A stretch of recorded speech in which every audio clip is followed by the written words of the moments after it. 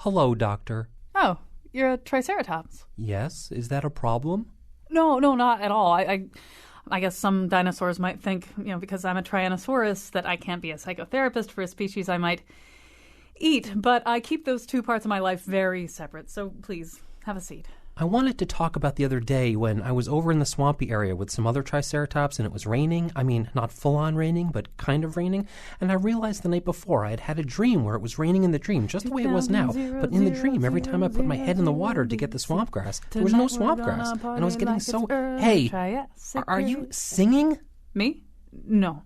You were totally singing, like my problem was not worth your full attention. Do you think I'm stupid? I know there's this whole Triceratops or stupid thing. That's a thing, right? I have never heard that. What else are you worried about? Did you just yawn? No. Well, yes, there was a volcano going last night where I live, so I hardly slept. I guess my big worry is this mass extinction thing. I'm sorry, this what? Mass extinction? You know how all the dinosaurs were talking about how there's going to be a rock coming out of the sky and we'll all be gone forever. Nobody's mentioned this to me. When was this supposed to happen? Wednesday, I think. You think? Wouldn't this be like a good thing to pin down? What was that? What was what? Something went boom. That happens all the time. No, it doesn't. Why wasn't I told about this? When you're a Tyrannosaurus, other dinosaurs, they just exclude you. You were all just going to let this mass extinction happen, and I was going to be the only one who didn't know what it was. There. I'm positive somebody meant to tell you. No. We're not going to talk about this anymore. There's going to be a show about dinosaurs, and I'm going to use that time to think about how I turned into somebody that nobody cares about. And now Colin somebody. We're live. We're at the Peabody Museum. We're in the Great Hall of the Dinosaurs in the Yale Peabody Museum of Natural History in New Haven. We have a live audience here. Don't wake up the dinosaurs, but just applaud so that the dinosaurs know that you're here. Just like one of the dinosaurs just rolled over a little bit, but I think he's going back to sleep. All right, so we're going to be talking first of all about dinosaurs, and then also about the nature of this just amazing place. That the minute you show up here, you realize that it is a great place to go look at dinosaurs, but there's a lot of other stuff going on here too. So we'll do all of that. Let me tell you who's here with us today. Richard Conniff is sitting to my immediate right. He's kind of the reason we're here. He's the author of House of Lost Worlds, Dinosaurs, Dynasties, and the Story of Life on Earth. He was with us we did an entire show about dioramas, and we thought, well, why stop there? But anyway, Dick was there for that one too. So also with us, Jacques Gauthier. He is curator of vertebrate paleontology at the Peabody Museum. Daniel Field is an evolutionary paleobiologist, and just on May 9th, he successfully defended his dissertation at Yale. He's now officially Dr. Daniel Field. Yeah. I think that merits some applause too. Yeah. My boy. And a little bit later, we will meet yet another guest. But Dick Conniff, I'm going to get you to kick things off here. One of the things that you say towards the end of your book is that sort of in the middle of the last century, dinosaurs were in disrepute. They were regarded as a bunch of slow-moving morons who really were, it's still not a nice thing to call somebody who isn't a dinosaur. If you call somebody a dinosaur, you're usually saying something kind of negative about them. But they really had a very different reputation then than now. Say more about that, and then we'll talk about what changed. Even paleontologists were not all that interested in dinosaurs at the time, according to one paleontologist, because they didn't seem to have any evolutionary future. And also, right from the start, O.C. Marsh, the great 19th century paleontologist at this museum, when he named dinosaurs, he gave them names like Morosaurus, which means stupid. And he regarded them as slow-moving. They were considered swamp-bound. They were big. That was about it. Big, slow, and stupid. And so some of that shifted due to something that another person prominently associated with this institution, John Ostrom, found and thought about in Germany, right? Explain what happened in Germany. John Ostrom was traveling in 1970, a century after Marsh's big expeditions, and he was looking at pterosaurs, so these winged creatures from the same period as dinosaurs.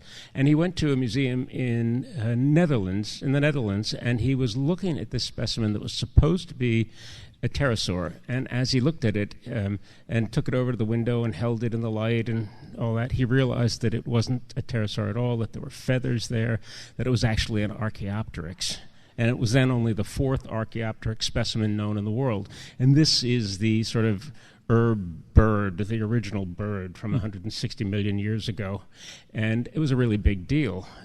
So he had this big moment of conscience about what to do, because he needed to take that specimen home with him to New Haven to study it.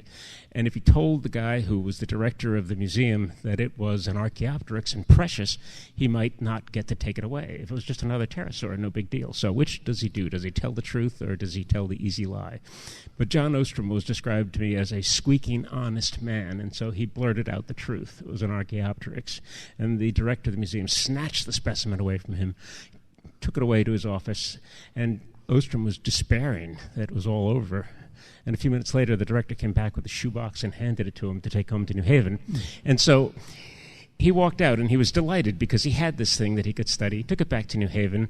There's a little bit more to the story, but he took it back to New Haven, and he recognized things in that Archaeopteryx, particularly about the wrist joint, that were very close to a dinosaur he had discovered 6 years earlier, named Deinonychus. And Deinonychus is this character right over our shoulders here.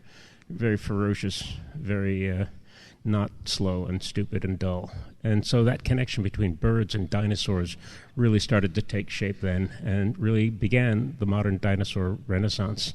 I just want to say that elsewhere in the museum there's a diorama of John Ostrom being honest in the German museum. And it kind of illustrates that. I'm making that up. That's not true. But sort of illustrates honesty is the best policy in paleobiology. So Jacques, from there, we're going to have to telescope a lot, right? We're going to have to skip a lot of steps here. But from there is this kind of reimagining of what dinosaurs were. They weren't one thing anyway, right? They lived for 150 million years or so. There were a lot of different things. Still living. What would Thanksgiving be like? Right. We'll come to all that. The dinosaurs. We'll come to that. But the dinosaurs, even say 100 million years ago or 50 million years ago, were maybe not these hulking, stupid, swamp-dwelling, brutes, right? There was something more going on. Yeah. It was really Thomas Henry Huxley, Darwin's bulldog, as he was called, who popularized the notion in the English-speaking world of the connection between birds and dinosaurs. But he had 5 dinosaurs, maybe. And he was the first to recognize that there was this connection, that these extinct dinosaurs may be the connection between regular reptiles and the living birds. You have to remember that next to the origin of humans, the question of the origin of birds is probably the greatest impediment to a general acceptance. The idea of evolution, because it was difficult even today to imagine what's the intermediate between flying and not flying, right? He popularized that because the dinosaurs in particular they knew real well were Archaeopteryx and Compsognathus, another little chicken-sized thing, all described at about the same time. And they looked very bird-like, right? And so this was made a big hit at the time.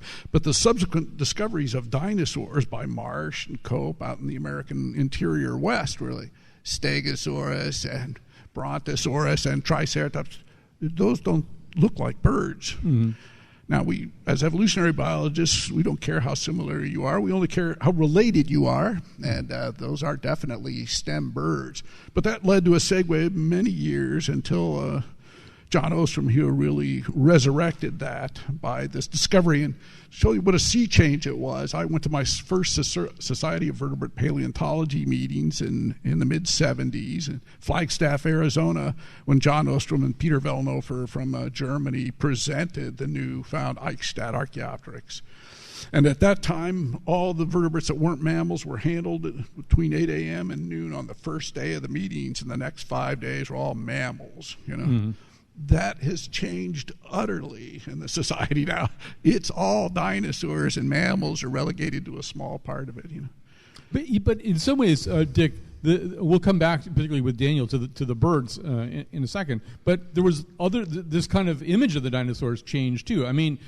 If we we're sticking with a 1950 picture of a dinosaur, Jurassic Park would be like a lot of things just standing around, not chasing Sam Neill and Laura Dern at all, and not doing anything very interesting. It would be just like this 2.5-hour movie with people with animals eating swamp grass. But look at the mindset of the people. These were overgrown lizards. Right. So instead we got, in some ways, one of the changes was a rethinking even of the metabolism of these animals. Absolutely. So when John Ostrom was looking at this creature Deinonychus behind me, he saw that it was a fast predatory creature, that it was dynamic, and he went to this paleontology society in 1968. Sorry, I keep mixing up my centuries. And he stood up before the paleontologists there, and he said that dinosaurs may in fact have had a metabolism similar to that of living modern mammals, and there was a gasp of horror in the audience because that idea was such a heresy. And so that really began the idea that dinosaurs were not just fast and agile, but maybe even smart and maybe not all that different from the animals that we know today. And so that was the beginning of the modern dinosaur renaissance. We do want to sort of get at this at the level of what's sometimes called mesofacts, this idea that the idea, for example, I grew up, I'm old enough so that I probably grew up kind of with some old dinosaur images in my head, so I at least want to be brought up to date, and maybe everybody else does too. So Daniel, let's start with this whole bird thing. Basically, what we're saying here is that birds are just kind of the kind of dinosaur, or descendants anyway, of the dinosaur that didn't get wiped out. Exactly, yeah. We now know that birds are nothing more than derived theropod dinosaurs. It's a very interesting time to be studying birds and dinosaurs for that reason. When we say that, obviously, there's got to be some difference here. The bird that you're going to, I don't know, the birds are at my feeder right now, although I did say this morning, you're just a bunch of derived theropod dinosaurs. Why should I be giving you sunflower seeds? It's important that they appreciate that. Yeah, no, I think they were offended. But but there are differences, right? Certainly. The thing that we call a bird today would not have been recognizable. No, but it is one of the great scientific misconceptions that has persisted to the present day. The fact that all dinosaurs went extinct 66 million years ago, that's just not true. We now know that one lineage of dinosaurs survived the extinction event and was around to radiate quite explosively in its aftermath. So today there are no fewer than 10,000 living species of bird, which means that there are no fewer than 10,000 living dinosaurs out there today. But of course, living birds differ from a lot of the dinosaurs that we see in the museum here in important ways. Many of these dinosaurs that are somewhat more distantly related to living birds likely would have exhibited, say, slower metabolic rates. Many of these dinosaurs would not have exhibited things like feathers, although we know that some of them did. And as we move up the dinosaur tree and get progressively closer to living birds, we see the sequential acquisition of all of the features that we tend to think of as characteristically bird-like, things like elevated metabolic rates, things like the ancestral ability to fly, and things like feathers. Was that what did survive this Cretaceous Paleogene mass extinction? Let's call it K-Pig. I think K-Pig is a nice abbreviation. Fair enough. I heard it was good to be a turtle also right around that time. Weren't there some other things that kind of pulled through? There were some things, specifically those that lived underground or underwater, that would have been shielded from the pulse from all the ejecta cast into space by the asteroid impact. When it re-entered the atmosphere, it'd give off like microwaves that, if you were large and standing outside in the open, in 20 minutes you'd cook. And so some small things went through, and things that lived underwater, like the turtles and crocodilians, went through. Like, what happened? Where'd everybody go? But the mammals and the dinosaurs and the lizards, all 80-90% of these things went extinct at that time. Yeah, it was bad. So now, if we're going to think about sort of birds as a kind of throughput from dinosaurs, where do lizards fit in? I grew up thinking of dinosaurs as just big lizards. Right, I think most people did, and you can see that mindset very vividly here in the hall. We don't have many dinosaurs from Connecticut. What we have is dinosaur footprints, and endless numbers of them. Footprints all over the place. No tail drags. Birds hold their tail off the ground. But look at our mounts here, I'm embarrassed to say. From the mid-1930s, they had to break the tail on Brontosaurus to get it down to the ground. The only evidence we had is dinosaurs keep their tail off the ground, yet because we thought they're lizards who do drag their tails. We had to get them down to the ground. So what is the connection between a modern-day lizard or a modern-day crocodile and what? Yeah, go ahead, Daniel.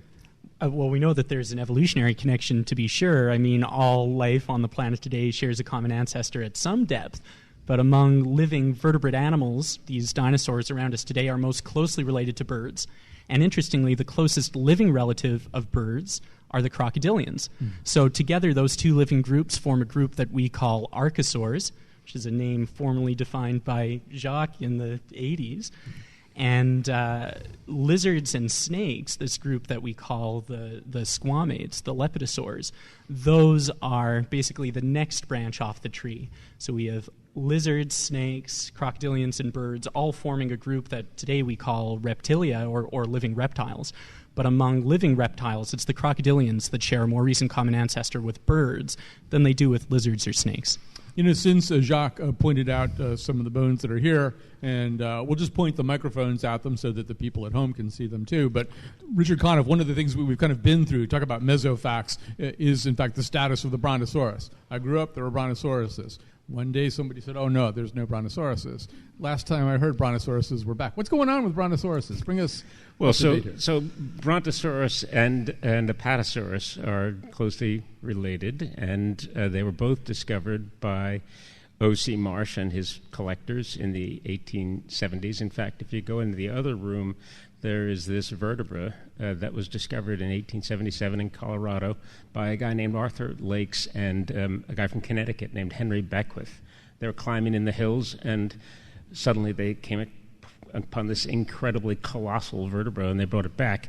So anyway, then there was this huge debate that goes on among paleontologists about everything, it seems, often ferocious debate, and Brontosaurus disappeared. I think people said it was basically a juvenile Apatosaurus. And then very recently, last year, I think it was, somebody published the results of looking at that entire group of dinosaurs and came to the conclusion that, in fact, Brontosaurus is a legitimate scientific name. It's a separate genus. And so there was a ceremony here with Jacques presiding, and Brontosaurus was back. It's a great party. All right. Yeah, let's hear it. Represent.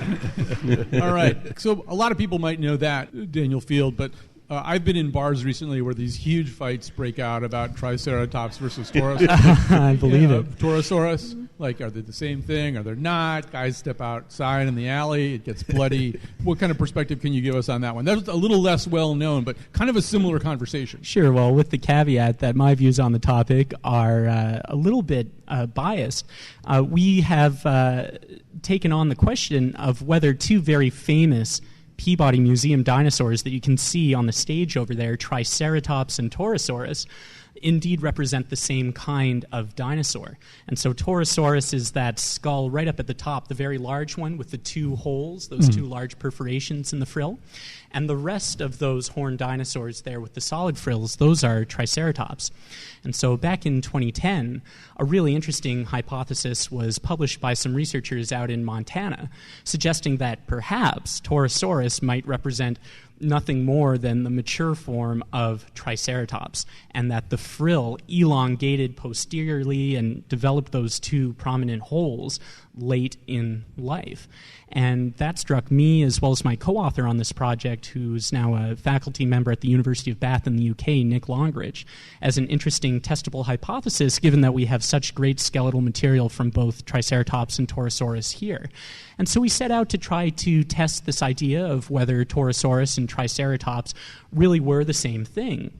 And in the end, we ended up rejecting the idea that they were the same, because the Peabody actually happens to have a juvenile representative of Taurosaurus in its collection. And so that's incompatible with the idea that Taurosaurus represents the mature form of Triceratops, because we were able to identify both young Taurosaurus specimens and fully mature Triceratops specimens. So on that basis, we rejected the idea. All right. So that's it. It's done, right? It's over. I think so. We'll see what turns up in the literature next, though. Okay, Colin. One thing about all these specimens back here of Triceratops and Taurosaurus is that they were all collected by one guy named John Bell Hatcher who's completely forgotten, it seems. But he was the one of the best dinosaur collectors of the 19th century, and he did this amazing work. He would go out into the field in these impossible locations, and he would bring these massive stones containing fossils back over horrible territory. First, he would get them out at times by himself, sometimes weighing as much as a ton, and he collected constantly, collected great stuff, brought it back. He was routinely underpaid by O.C. Marsh, so he supported his science by playing poker in the pioneer American West, carried a gun, knew how to use it, and he's just one of the great heroes of that I came to know researching the history of the Peabody. A lot of these characters thread through Richard Conniff's book. We're going to take a little break here. We're going to come back with more dinosaurs and more of the story of this museum and some of the people that the kind of people that Dick's talking about right now. So let's take a break. We'll be right back after this. Yeah, that's good. You're very welcome. Paleozoic, Mesozoic, Cenozoic, don't you know it's funny how the time goes by? Seems like only yesterday we slithered out of the sea, and now we got to wear a suit and tie. For 57 million years the dinosaurs ruled the land, but now they're dead, and that's just fine, you will conclude. Now I'm not saying they weren't real nice once you finally broke the ice, but some of them were... Live from the Great Dinosaur Hall of the Peabody Museum in New Haven. Let's hear it, audience, for our dinosaur panel. Woo!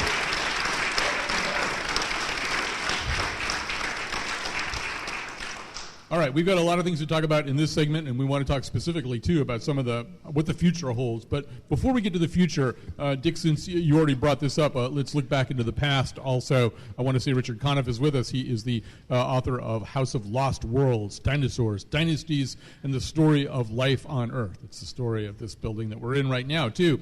Daniel Field is an evolutionary paleobiologist, newly minted Dr. Daniel Field, and Jacques Gauthier is a curator of vertebrate paleontology here at the Peabody Museum. So, Dick, in your book, you just alluded to this, and I wanted to get into this too. When I think about people going and looking for dinosaur bones, I think about them going and looking for dinosaur bones. I don't really think about them in 1870 going to places that in the American West that were not particularly stable, not particularly safe, people who either had to be under the guard of the Army or maybe should have been under the guard of the Army, people who were being watched carefully by the Sioux as they went through. To say a little, these people were, these O.C. Marsh and some of the other people you write about, you had to be pretty intrepid to do this job. Yeah. In 1870, he began his first of 4 expeditions to the American West, and this was the year after the Trans-Pacific Railroad had opened up the West, and it was completely new and completely hostile because the Native Americans did not want these invaders in their country. And yet O.C. Marsh recruited a dozen Yale students. Some of them had just graduated, some of them were still students, and they went out into the American West. They took the train the whole way, and when they got across the Missouri River, a number of them fired their guns for the first time. They got to Nebraska, where they were going to meet up with Marsh, who had gone ahead, and their train deposited them at 1 o'clock in the morning in the middle of nowhere, still 8 miles from the fort that they were going to. And before they arrived, they had heard that there was a party of hostile Indians there, so they'd strapped on their holsters and had their weapons, which they didn't know how to use, really. And then, the train pulls away and leaves them there in the middle of nowhere. And you imagine, how naive you are just getting out of college and sort of being in this incredibly strange, hostile habitat and not knowing even anything about paleontology. They thought they were going out there to shoot buffalo and to fight Indians. I mean, how naive can you get? And yet they made these great discoveries as they started to put their nose down in the dirt and dig. And the discoveries are in this room. So, this is the peculiar thing. When you come to this museum, you're so bowled over by these dinosaurs that you miss the little sideshows. And one of them is right over there. And it's a bird called Hesperornis and another bird called Ichthyornis, and they are birds with teeth. And they were a huge deal. These kids brought them back from the American West with O.C. Marsh, and then O.C. Marsh proceeded to study them for the next 10 years and began to establish that bird-dinosaur connection pretty early on. And so that expedition also they also discovered horses. They discovered lots and lots of horse bones, and so they put them together, and they realized that they had, a complete series of the evolutionary history of the horse, from a 5-toed creature to the present modern day hoof. And that sort of gave Darwin key evidence, and Huxley key evidence, that they needed in the 1870s to defend the idea of evolution by natural selection. Darwin actually called it, that and the toothed birds together, the best evidence that he had seen in his lifetime for evolutionary theory. Jacques, if he's going to talk about birds with teeth, I guess we better get to dino chicken. So tell us about dino chicken. I'm sure that's not what you call it. It works for me. Yeah. One of our former students, who's now been hired as a professor here, looks at these transformations that we see in the fossil record, like from ancestor Hesperornis shared with living birds, and notes the changes that have taken place in the skull. Then he goes into the laboratory and manipulates gene expression patterns of embryos inside the egg in order to generate the actual transformations that we see take place in the fossil record. So he understands mechanistically how these things work. And one of the things you can do is take mouse epithelium, oral epithelial stuff from inside the mouth of a mouse, and put it in a chicken's embryo's mouth and make it grow teeth. Two tissues have to encounter one another on the margins of the jaw in order to make a tooth. They don't meet in birds. They have no teeth. They get a bill. Put those back in there. They grow teeth, and then the face changes from that of a bird's bill to the raptors behind us. Mm-hmm. It's all governed by there being teeth present in the skull. It's the snout to beak? Yes. Yeah. And so we know that transition took place. We can see it. Right. But he goes into the lab and actually makes it happen. When I was at Yale, I was in Snout and Beak, which is a secret society. So I mean, once again, when you talk about something like that, obviously the people who are doing this have never seen a horror movie, or they wouldn't do it, because it's obviously the chicken with teeth will get out and rip the veins out of people's necks. But maybe, once again, pinpoint a little bit more exactly why this is significant in terms of understanding the kinds of things we're talking about here. It's how to understand these great evolutionary transitions. Look, the origin of flight. I mean, what could be a more frighteningly difficult thing? It's happened 3 times in the entire history of life, right? Insects, bats, pterosaurs, and then birds. And that line, twice you went into flight along the line that heads towards birds. First as pterosaurs, long ago, 240 million years, and then much later as birds. But once they got on their hind legs and started running around, dinosaurs freed their forelimbs to play another role in their biology, and twice took to the air. And so I think understanding these great transitions tells us a lot about, how the history of the world works. So, Daniel, now that you're a newly minted doctor, what are you interested in now? What are you trying to figure out next? Still sounds a little bit surreal to hear that. Yeah. So you're surrounded by dinosaurs, and that sounds surreal? Anyway, go ahead. I'm used to the dinosaur part. I'm particularly interested in the origin of modern bird biodiversity. Mm. So what I try to do in my research is use the fossil record of living birds and their dinosaurian ancestors as a lens through which to better understand the origin of modern birds and the origin of those features that today make birds unique, things like feather-assisted flight. Mm. So that was one of the main topics that I tried to broach in my PhD dissertation. So one of the questions would be, we know that there were big things like birds before the mass extinction, but the question would be, were there also little things that maybe more closely resembled in size the birds that we have now, but those tend not to survive that well as fossil records? Yeah, so that's a good question. Trying to understand when in the history of the Earth what we consider to be modern birds first arose has been a really difficult problem. In the fossil record, we often find that smaller-bodied organisms don't get preserved as readily as larger-bodied organisms for obvious reasons. They get broken up more easily, and they're just less likely to get turned into fossils. And for that reason, it's really taken until now for ideas about the origin of modern bird biodiversity to really start to crystallize.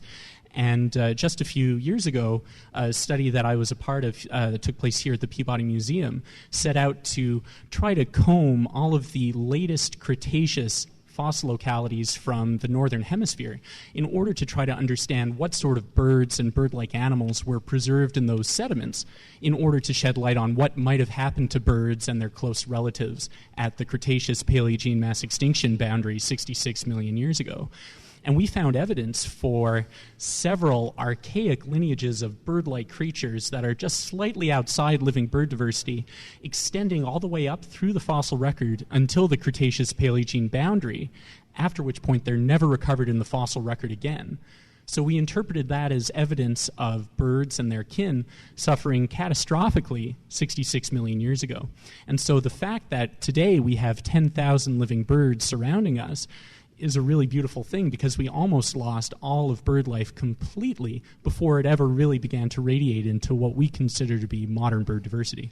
So, Jacques, back to something that you said right at the beginning of this conversation. From a certain perspective, that means we have 10,000 different kinds of dinosaurs. Only about 5,000 mammals. So Yeah. I don't know why we call this the age of mammals. I guess because we write the textbooks, Well, also because the dinosaurs lost the nomenclature battle. We started calling them birds. Exactly. That's a good point. Yeah. We made dinosaurs go extinct by start calling them something else, So when people talk now, we did a whole show about de-extinction. But when people talk now about de-extinction, I mean, one argument would be, well, they're not extinct. They're here. We're just calling them something else. But obviously one reason to do a dino chicken would be to sort of, could you re-engineer birds so they got to be a little bit more like what dinosaurs used to be? Sure. Yeah.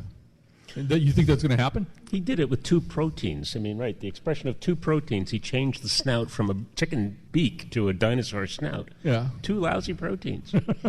Right. Another thing that's happening right now somewhere, Jacques, somebody is discovering a new dinosaur, right? I mean, I just feel like you pick up the Science Times. Yeah, or what is whatever. it, once a week or something now? So are these all, in fact, dinosaurs that nobody's ever heard before, or are we back to Well, we are arguments definitely at the very edge of a new renaissance with dinosaurs. It was the American interior West back in the 1870s, where all this stuff had centuries, millennia, really, to get preserved on the surface and just lay there for Marsh and everybody to find. But most of the surface stuff has been picked up by now, and now it's all moved into China. So Asia is now equivalent to the American West in the 1870s, producing a treasure trove of new dinosaurs. And there's a big gap in the record from about 90 million to 150 million years old. It's all marine sediments here in North America. It's all from the ocean, no land. But all of that stuff is preserved perfectly in China, and they're just finding stuff all the time. That's changing completely our ideas about dinosaurs. I mean, who knew that tyrannosaurs had feathers? Mm-hmm. Well, they found one in the lake bed there in China, and there it is, covered with natal down. That you put like in a down bag. And so the idea of something, 14,000 pounds or whatever, a big fuzzy chick that could bite your car in half, I got one of the comforters from LL Bean that has the Tyrannosaurus down in it. It's a special deal. It's just, no, it's very expensive. But so yeah, I mean, I was reading in the New York Times today about a 242 million year old creature that swam the seas before most dinosaurs roamed the planet. They're calling it, I can't even say it, Topodentus unicus or something, which is unique, strangely toothed, and they're figuring out all kinds of stuff about its flamingo-shaped beak and its zipper of teeth and how it kind of vacuumed. It was like a hammerhead thing that vacuumed the ocean floor. Yeah. I guess I'm sort of wondering, is there the analytical bandwidth to look at all this new stuff that's being found all the time? I mean, there are so many more people now interested in dinosaurs all across the world, in no small part because it gets into the newspaper. A new bug doesn't. Right. So there it is. We'll be doing a bug show very soon. All right, we're going to take a quick break here. A big hand for the panel so far. We'll come back with our final segment here at the Peabody. It made it tough to buy a toupee. His teeth were 7 inches long, and he had little teeny arms, and it made it hard to brush every day.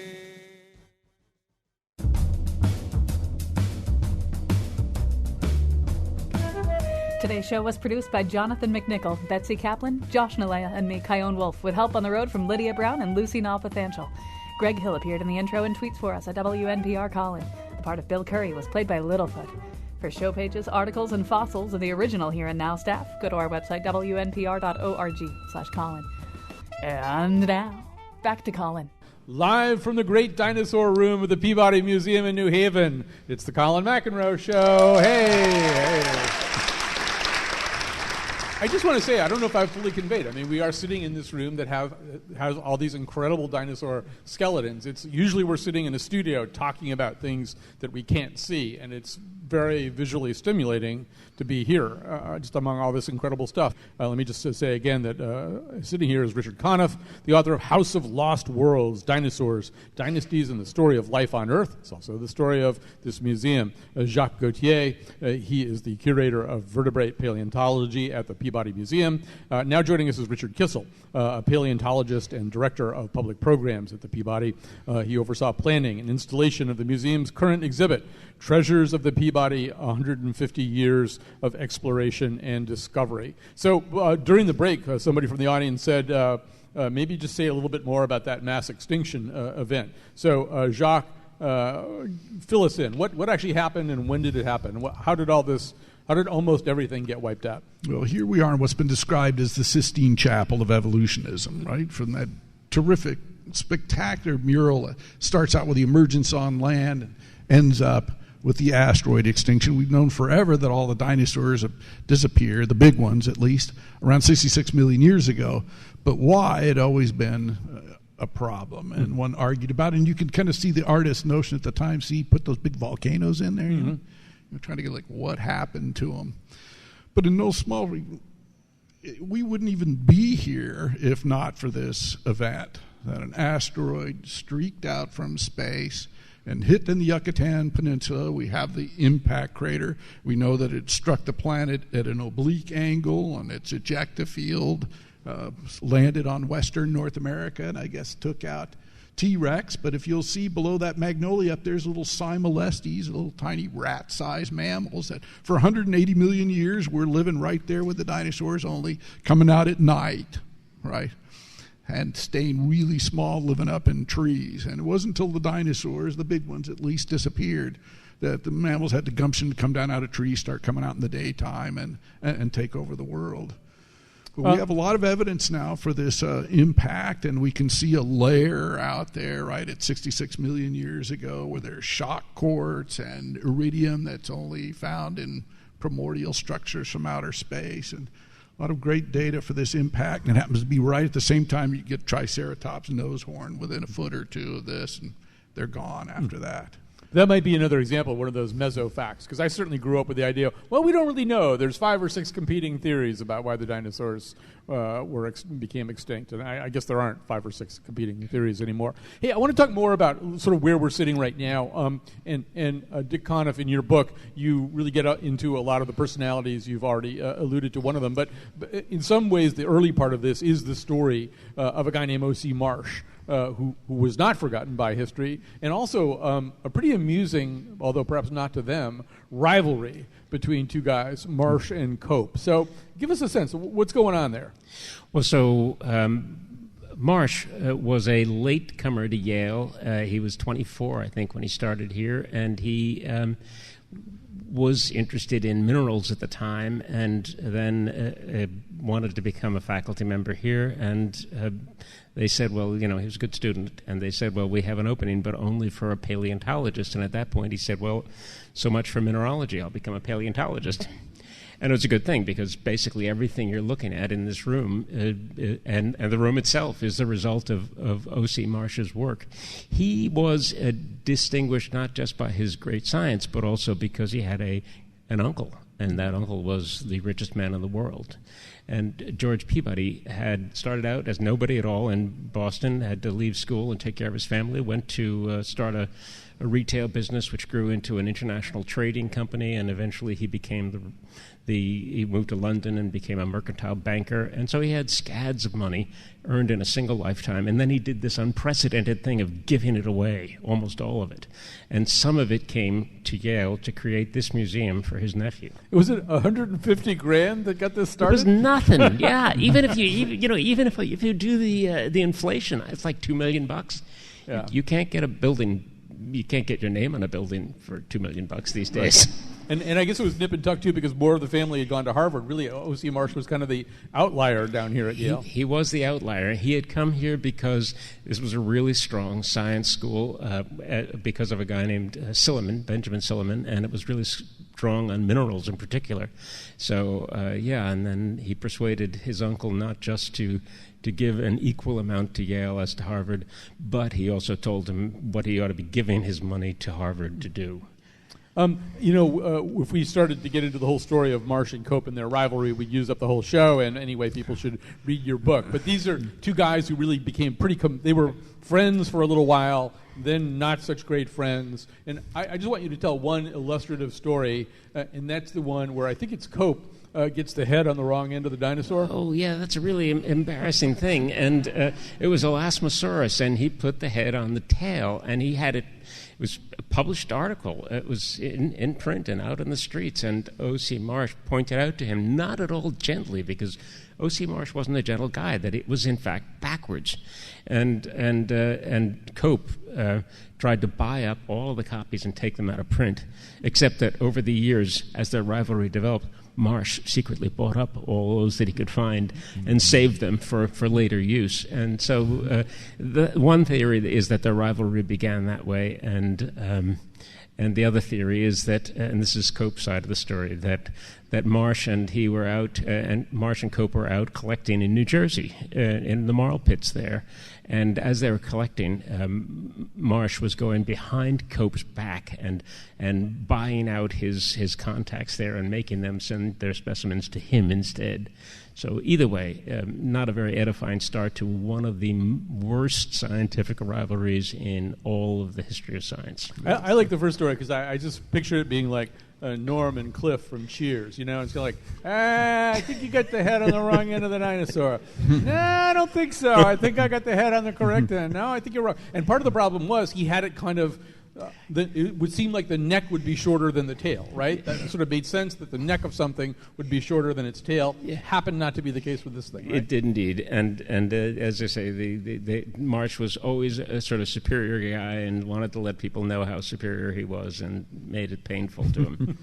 So I want to talk more about what else is in this museum. And Richard Kissel, maybe you can come in here to this conversation too. I know from reading Dick's book and even just like on the loading dock today, I'm talking to somebody who's telling me interesting stuff that's going on up in the mineral collection. But, you know, if you were to tell somebody the 2 or 3 things that aren't dinosaurs that are in this building that would blow people's minds, I'm sure you've got more than 2 or 3 things.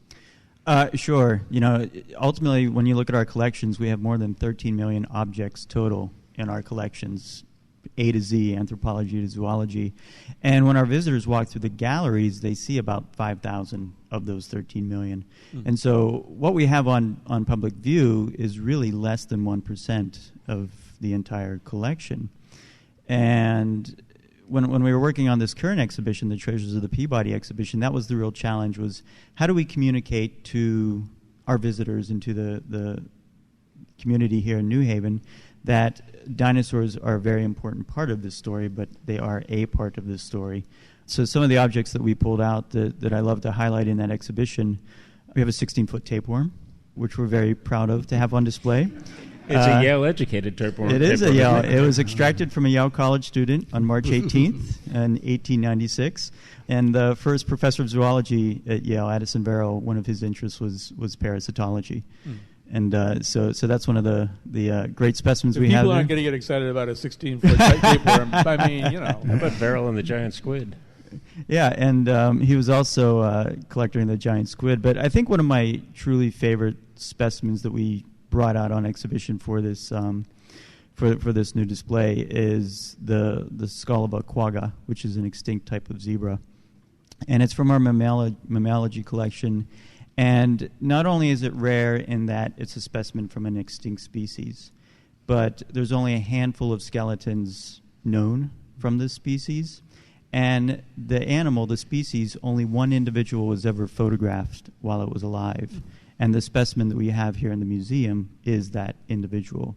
And so kind of as you're boiling down into the rarest of the rare, I think that's a pretty dramatic example of the impact and the importance of natural history collections. Isn't that one of the creatures that they're re-extincting? What's that word? De-extinction. De-extincting. Yes. Re-extincting would be bad. You wouldn't want to do that. They're trying using modern zebra species to get something similar, but it's still genetically distinct from what that species was. I think in Petco you can get like a miniature quagga, but not, it's not a full set. So Dick, we got to talk about a few other things just from your book. You got to talk about the salivometer. Is that how we say it? Well, yeah, that's Pavlov, when he did his famous experiments on dogs, he had to measure their saliva, and the instrument that he used for measuring dogs' saliva improbably came from Leningrad and wound up in New Haven at the Peabody Museum.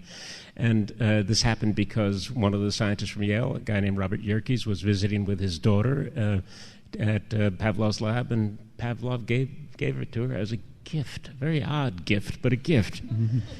So those experiments about dogs salivating and bells ringing and all that, that's it. This is it. No, a salivometer is the gift of love. But that is true. We talk about Pavlovian responses. It had never occurred to me that there was some specific saliva measuring thing. Yeah. And the idea that it would be here is that much more exciting. Jacques, in just a second, I'm going to ask you the most exciting thing to you that's not a dinosaur in this building. But so I'm going to give you a second to think about what that is. But Dick, also, there's some other stuff from your book, including, isn't there like some, I don't know, kind of funky little thing that's actually turns out to be tagged by Darwin?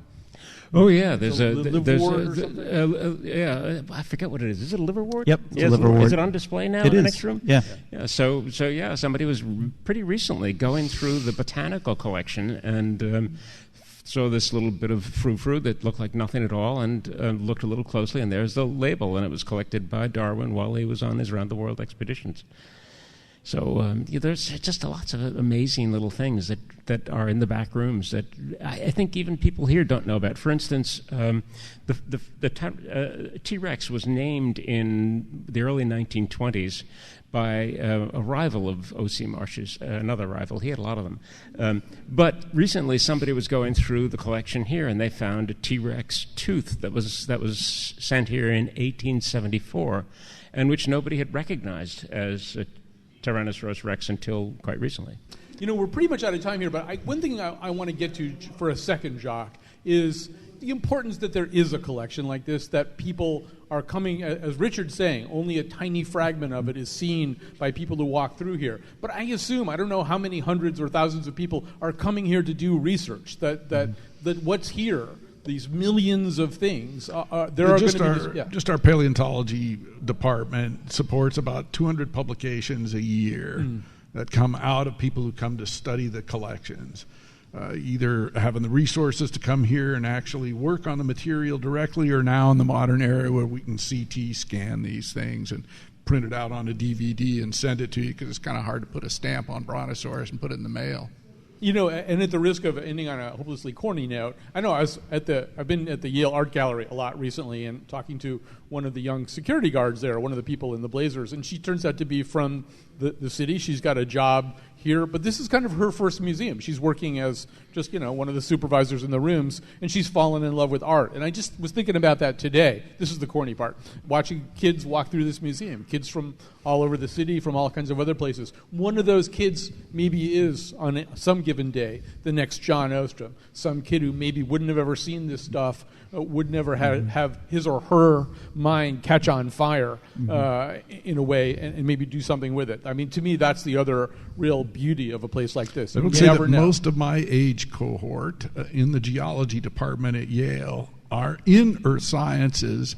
When that was published in Look or Life magazine, it's so evocative, has that capacity to take you back to He's pointing to the mural. A different time and place. Yeah, the mural is so spectacular, and me too. I'm here because of that. Yeah. And people come in and see you and they get excited. They say, I want to be that guy. I want to be that guy. All right, so how about a big hand for our panel here? They've been great. Then again, they don't really know. I can now explain at last. There wasn't ice or greenhouse gas to stop their little hearts from a-ticking. A caveman who had happened by discovered when they were deprived. Dinosaurs tasted just like chicken.